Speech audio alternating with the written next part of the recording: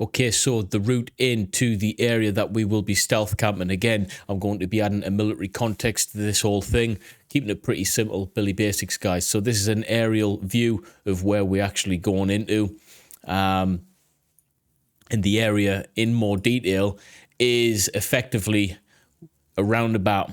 Now, there's multiple places where we can go on this roundabout, and I'll show you in a few seconds. We're going to have two potential areas that we're going to recce, do a reconnaissance of, see if that area is suitable to bed up for the night, if it's safe, if we can get good eyes on to the actual area where we're going to be sleeping for the night, see if it's safe and secure, and also see if it's in a position where we can get enough coverage to not be seen. That's the most important part of this, guys, is to not be seen. So let's just zoom in a little bit.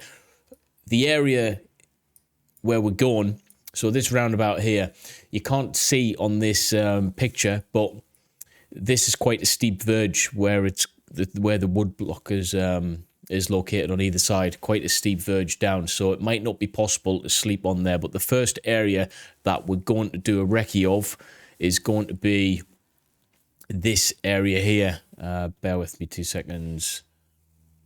So it's going to be this area here. The reason it's going to be this area is because it's still technically on the roundabout. It's really close to the road. Traffic is moving in this direction, okay, towards the roundabout, and then it's coming off this slip road that way, so we get good cover. You're not going to have too many people looking into the right-hand side of this wood block there, but I, personally, will be able to get, and I'll annotate it in blue, good eyes on that roundabout, good eyes on oncoming traffic coming towards it for safety, and good all-round vision to the motorway system there. So we're going to be really, really close. Failing that position, what we're going to do is move down this wood block here, so you've got a little bit of coverage there. We're going to cross the road as safe as we can, and then we're going to push down this way, hugging this tree line, and then it's sporadic fields, sporadic bushes and trees all the way down this way. Once we get to some decent forest not too far from here, I'm thinking possibly here just before the junction, we're going to do a bit of a recce of this area and see if the land is flat enough for one, so we can get good eyes on again to the road system. It will be a little bit more dangerous here because, you know, traffic's coming onto there at 70 mile an hour. It's quite a busy area, this, troops, okay? This road system here is quite dangerous. It's very fast flowing traffic. This road is quite busy, so yeah, it's going to be exciting getting into here and trying to get in without being seen. This is not an area where you would walk, okay? It's residential on the right-hand side, but this certainly on the left-hand side is not a residential area. It's not an area that you'd walk, and it is an area that would look quite weird if you were walking there.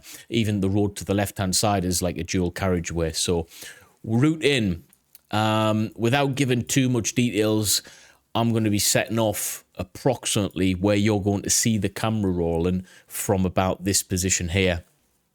So I'm going to annotate it with eclipse. It's going to be here.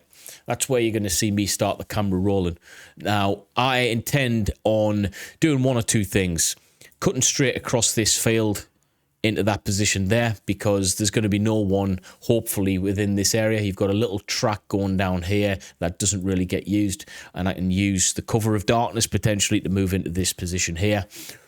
Pending investigation on this area, I might be able to look at this area here from this position. If I can get good eyes on from this position, looking out at the initial area that we want to check out in the first place. If that's not suitable from that moment, I'll make that determination then. And if it isn't, I'll just move straight on down into the second checkpoint area that we aim to go and do a stealth camp at, which is it's actually more dangerous, to be fair. It's right near the close to the road. This field, it looks like it gets maintained well off the farmers and stuff like that, but I don't think there'll be anybody there. So our main area of interest is effectively that dual carriageway system there. So that's our route in, point A and point B. I think it's going to be pretty good. Once we get to either or position, let's just say this position here, approximately around there, we're going to do a bit of a recce once we get into the area, we're going to do a little bit of I don't want to say like a clearance patrol, but it's kind of like a clearance patrol. I want to check this area to see if it's actually safe. It's going to be dark, so I'm going to be using red light at the time. If I need to, if I really need to, I'll use red light so people can't see in as much. But if I don't need to, I won't. First thing is going to wait out 10-15 minutes. I'm not going to do nothing. I'm going to sit down and just wait out. I call it a bit of a listening stop to see if anyone's in that area, if I've been spotted by anyone walking in or anything like that. And after that's taken place, first thing I'm going to do is I'm going to erect my tent up. And once I've erected my tent up, I'm going to go and scour the area a little bit, see what it's like. And by scour the area, I mean I'm going to check this immediate area a little bit, push on out a little bit, see what it's like, get some B-roll, get some footage of the stars. It's going to be quite dark at the time. And once that's complete and we've got our tent up, and by tent, I mean a stealth tent, we've got a really small platform that we're going to be utilizing for this because, one, there's not going to be much space in here, and two, we don't want to be seen. We want to be low profile. It's just literally to get our heads down. I want to be able to listen to everything that's going on as well.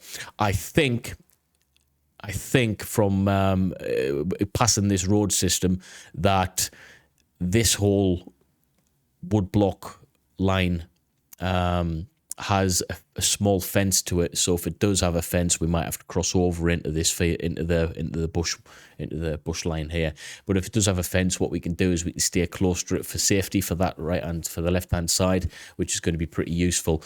Then what we're going to do is once the coast is clear, guys, we're going to get in. We're going to get some warmers kit on. It looks quite dense in here. I've drove past it a few days ago. It is quite dense. There's snow cover in my area at this moment in time, so it might be to our advantage, but it might not be as well in terms of the contrast and colours with the tent and stuff. But then we're going to get some food on, get a hot wet on or a hot coffee or something like that, and then we're going to do some footage and let you know how it is. Getting out of this place then, without being seen, it's obviously going to be daylight, but we're going to try and do it just before daylight. So I think that's about 6-7 o'clock where I am. I can't remember. And we're going to literally just reverse the route out. So if we're here, for instance, we're going to hug this line here until there's no more cover on the right-hand side. Then we're just going to literally bomb burst across this field in that position. Get to this area, which we're going to call the exfil area. Keeping it all military, where hopefully I'll be able to get picked up and do a bit of a debrief on how it all went.